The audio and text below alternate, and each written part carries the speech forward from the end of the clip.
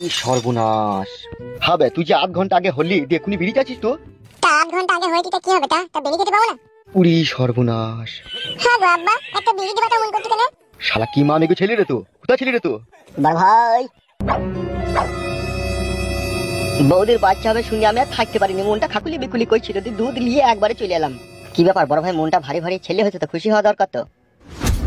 কি লিয়েছিস ওইটা? ওটা কি হলো? বড় ভাই আপনি শর্টকাটে কথা বুঝেন না নাকি? এটা দুধ নিয়ে এসেছি গো। দুধ লিয়ে আইছিস? হ্যাঁ গো। আমি দুধ খাবো না, একটা বেরিয়ে দিতে বলছি কখন থেকে, আর দুধ খাবো বানাইতে, আমি দুধ খাবো না।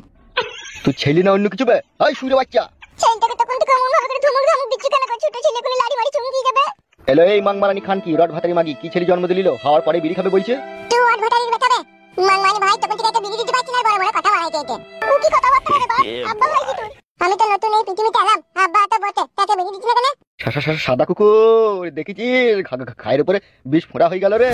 বড় ভাই এ ছেলে লয়, এ ছেলে লয়, আমার মন বলছে এই ছেলে লয়, এ নিশ্চয় জিন ভূত হবে, না হলে হাওয়ার পরে আবার কোনো ছেলে বিড়ি খায়? এ তো বাপের জীবনে আজকেই শুনলাম।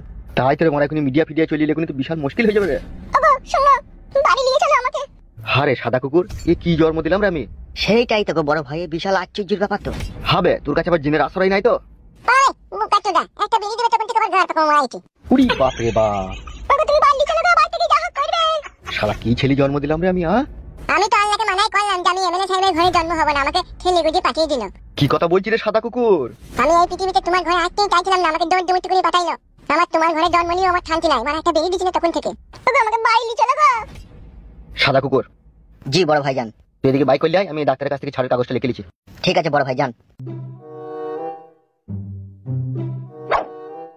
কই গো টাটকা ভাইপু, এলাও দুধটা খেয়ে লাও।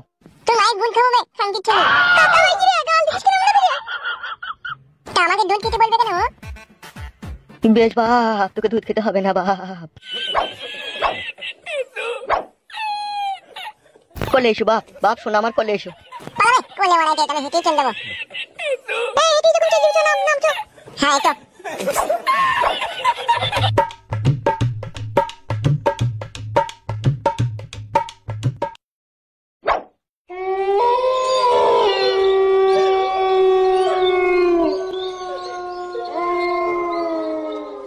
পিঞ্জিরার পাখি আমার দিয়েছে উড়াল, কি দিয়ে ফিরাবো তারে, চোখের পানি শুধু ঝরে, জুড়া তো নিও না হায়রে ভাঙায় কপাল, যখন রাত্রি নিঝুম নেই চোখে ঘুম, একলা শূন্য ঘরে তোমায় মনে পড়ে, বউগো তোমায় মনে পড়ে, তুমি এত নিষ্ঠুর পাষাণ হলে কিভাবে, বুঝতে পারি না গো বিধি, আমি কি যে ঝামেলায় এখন পড়েছি, নিজেকে বুঝাইতে পারছি না, কি করিব কোথায় যাব, মনে হয় নিজের মাথা নিজে নিজে ফাটাই গো ফাটাই গো।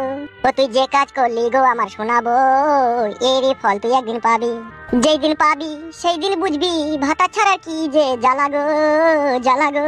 ও তুই আমাকে কাঁদিয়ে সুখ তুই কোথাও আর যে পাবি না, যেখানে যাবি সেখানেই জ্বলবি, মনে রেখে দি সেই ফালতুর অভিশাপ আছে গো আছে গো। এ ভাই ফালতু আর দুঃখ করিস না ভাই, তোর জন্যই সবকিছু করছি আমরা। কি আর বলবো কালো কুকুর ভাই, সত্যের যুগে মেয়েরা স্বামীকে ভগবানের চোখে দেখতো, আর এই মাঙের কি যে যুগ এলো, স্বামীকে কিছু ডিরামে ভয় দিচ্ছিস তুই। কি বলছিস ফালতু তুই?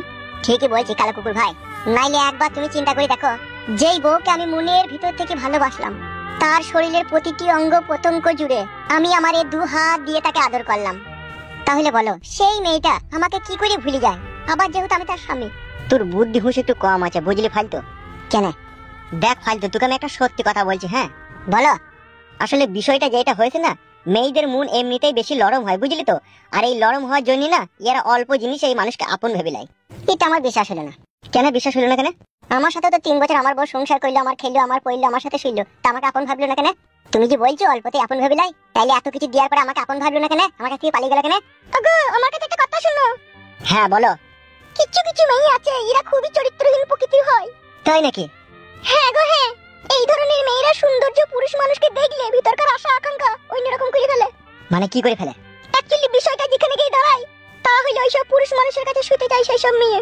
কালু ভাই বৌদি ঠিকই বলছি গো, মেয়েরা অমন ধারায় হয় বুঝলে তো, মেয়েরা অমন দ্বারাই হয়, সেটা তো আমি বুঝলাম। তা তুই মেয়েটাকে ভুলছিস না কেন? তুই অন্য মেয়েকে বিয়ে করছিস না কেন? ওর পেছনে তুই পড়েছিস কেন? কি আর বলবো তোমাকে ভাই, যেদিনকে তোমার বউটা তোমার কাছ থেকে পালিয়ে যাবে সেদিন তুমি বুঝবা বউ হারানোর কি কষ্ট হয়। আমার বাল হবে বে, আমার কোনো কষ্ট হবে না। এরকম বালের বউ যদি আমার হারিয়ে যায়, তা দাদা এই এর একটি চুলও খুশি পড়বে না আমার। কি বললে তুমি কথাটা? তাহলে তোমার মনে মনে এই আছে, তোমার জন্য আমি আমার নিজের জীবনকে বাজি লাগালাম, আর তোমার মনে তাইলে এইরকম আছে আমার জন্য? তোমাকে বলতে চাইনি কথাটা আমি, এখন বুঝতে পারছি তুমি আমাকে ভালোবাসো না। দেখো চোখ ছুঁই বলছি, তাকাও তাকাও। তুমি আমার জান, তুমি আমার প্রাণ, তুমি আমার মাংস সোনা, তুমি আমার পাতি হাঁসের ডিম, মাঝে ফালা করে বিট নন্দি খাবো, তবু তোমাকে ছেড়ে যাবো না। সত্যি করে বলছো তো? মাথায় হাত দিয়ে বলছি সত্যি করে। কালো কুকুর ভাই, বউ দেখুন তোমাকে ছেড়ে পালায়নি, শুধু একটু অভিনয় হলো এখনই, তাতেই তোমার মন ভেঙে গেল। আর আমার বউ আমাকে 3 বছর ছেড়ে চলে গেছে, আর এই 3 বছরে আমার চোখের সামনে দুটো পুরুষ মানুষের কাছে শুনলো, না জানি আর আগেও কারো কাছে শুতেও পারে। তাইলে আমি বুকের ভিতরে কত কষ্ট নিয়ে বেঁচে আছি বলো তো ভাই? সত্যি ফালতু, তোর ভালোবাসার কোনো তুলনা হয় না রে। তুই হচ্ছিস কয়লার খনিতে থাকা এক ঝলমলে হিরে বে, আর তোকে ইটের টুকরো ভেবে তোর বউ ছুরি ফেলে দিয়ে চরম অন্যায় করেছে, বহুত পস্তাইতে হবে তাকে। সে তো জানি গো ভাই, ভগবান ছাড় দেয় কিন্তু ছেড়ে দেয় না। একটা দোকান খোলা নাই, শুধু মুড়ির দোকানটাই খোলা ছিল। ওরে ভাই তো লিগা মুড়ি আর পানি লেগেছে। কি হলো, কি বেমন খারাপ কেন? এমনি কিছু হয়নি। বেলে ধর আদালে, এই চিটটা জল আছে, খেয়ে নিবি, মুড়িটা খেয়ে ধর, পেট ভরে খেয়ে নিবি, ঠিক আছে? আবার সে 2 দিন পরে খাবার পাবি। হারে কালো কুকুর,